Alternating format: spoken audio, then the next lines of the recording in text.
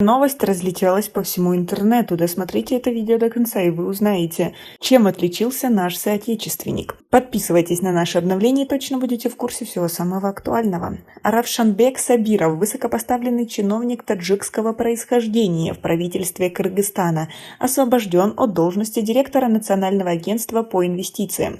Соответствующий указ подписал президент Кыргызстана Садыр Жапаров.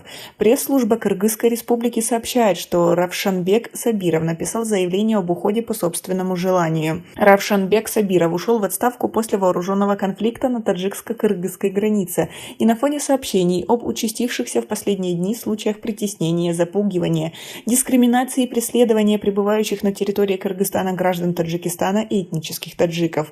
МИД Таджикистана 22 сентября заявила протест в связи с этим. МИД Кыргызской республики в свою очередь заявила о многочисленных обращениях этнических кыргызов о запугивании и притеснениях на территории Таджикистана. А как вы думаете, чиновник сам решил уйти со своей должности в связи с конфликтом, или его все-таки убрали из-за неприязни? Свои ответы напишите нам, пожалуйста, в комментарии.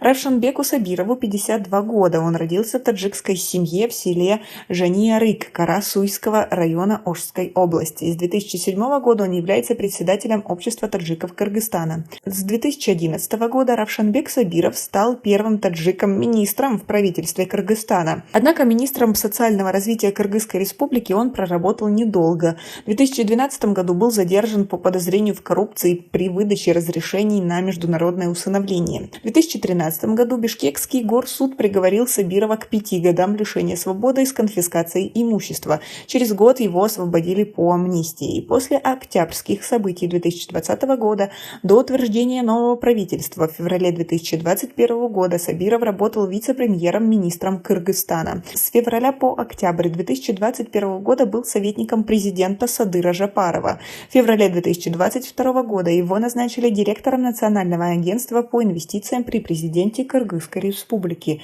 Согласитесь, это достаточно хорошие должности. И тем не менее, несмотря на все слухи о неприязни, он с таджикским происхождением работал на всех этих должностях. Пакистан, к сожалению, последние все 20 лет, активных 10 лет идет очень, к сожалению, можно сказать, просто провоцирует нас Кыргызстан, чтобы мы вступили с Таджикистаном в военные действия.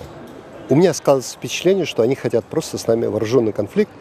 Задача у них стоит, наверное, там, чтобы захватить Лялякский район, полностью Варух коридор сделать и занять просто территорию. Они во всех учебниках, во всех там историков, они доказывают, что Лялякский район вообще Баткен — это таджикская сторона. Но как вы думаете, что произошло сейчас? Почему он так поступил и было ли это его решение? Свои мысли по поводу всего этого напишите нам, пожалуйста, в комментарии. Возможно, вы знаете какие-то истории о притеснении наших соотечественников в Кыргызстане.